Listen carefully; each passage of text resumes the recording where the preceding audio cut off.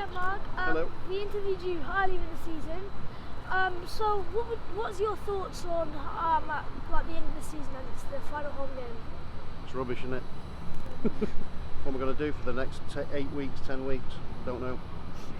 That's what I think of it.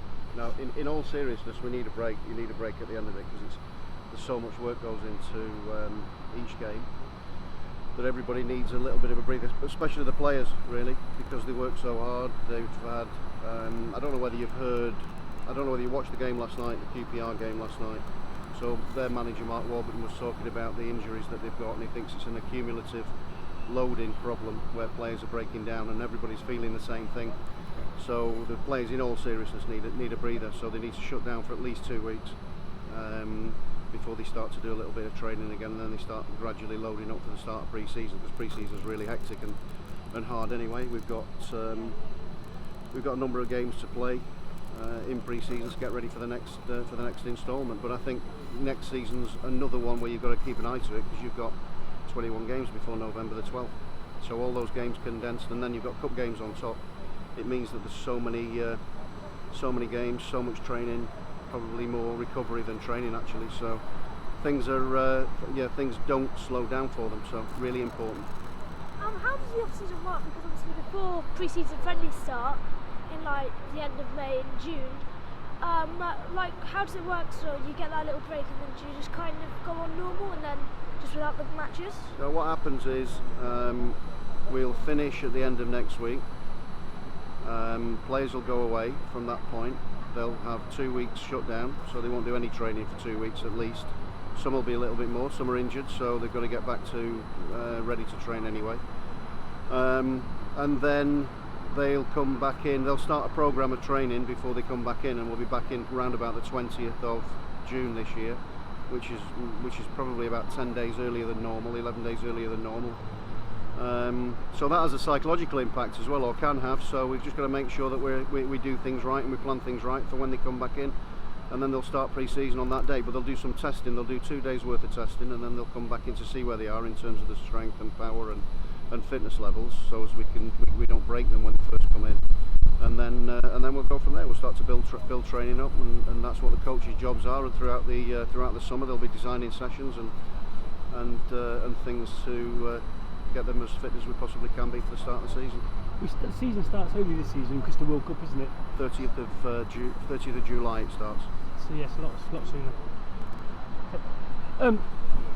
I've heard you say that squad depth has really affected us this year. I mean, we've had some stupid injuries, haven't we, with our team? How many players do you think we need to build upon for next season? It's about cost as well, because obviously there's a cost element to everything. So really, you don't know what the optimal squad size would be, really.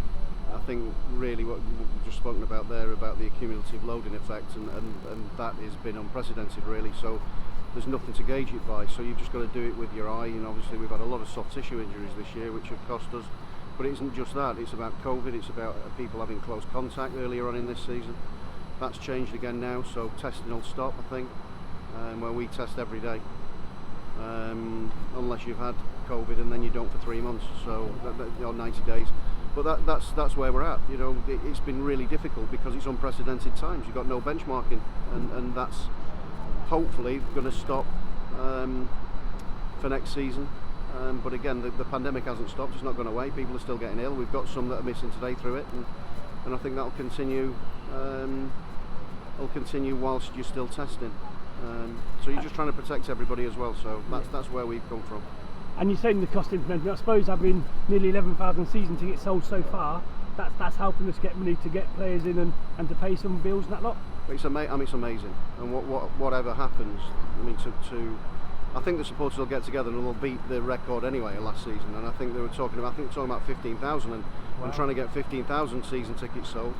But that's just our supporters. You know, when they get into that mode and they want to go and support the team and what's happening is great. And we just got to try and use any money that we have wisely. But don't forget, we've spent money in the past that needs to be paid. Yeah. You know, you try and spread things, you try and spread costs. Like anything else, you try and do as much as you possibly can, but things have to be paid for. So, you know, ultimately that's what's happening at the moment. We've got to look and see where we can make a difference.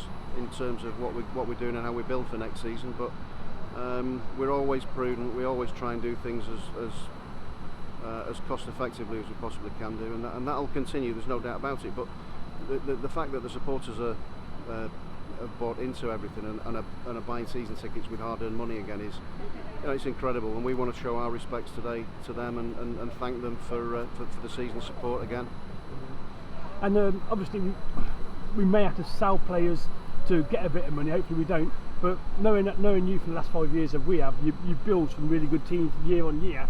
I suppose you got your transfer lined up hopefully, and if we can get them over the line, it'd be really good. Well, in every season there's sort of some unknowns. There's unknowns because you don't know what's going to happen. You don't know whether somebody's going to come and bid for one of your players and bid so much money that it means that you have to part ways, or you have to part company with them. And reluctantly, that might happen, and I just don't know. So that's the thing. You're trying to keep everybody together and build from that point. Will be difficult, there's no doubt. As I said, the costs start to get more and more each year, and there's only so much we can do. There's only so much every club can do before they get into trouble. You just got to look around and look at clubs that have tried to overreach, and it's just not worked out for them. So we have to be sure that we can spend the money without getting into any difficulty, and part and parcel of life is to sell players. But what we've got to do is sell them at the right price, not at an undervalued price. And use that money then wisely to try and rebuild if that's what happens. I'm not saying it is. I think ultimately we've tried to keep everybody together this year to try and build from that point. So yeah, fingers crossed. And brilliant. We were 2 managers this year, Mowbray and the QPR manager, who hasn't been approached for new contracts. You're still in the contract for a long time, hopefully. I'm quite happy with my situation. Yeah, and just watch this space. Okay, brilliant. All right, no worries. All right. Thank you.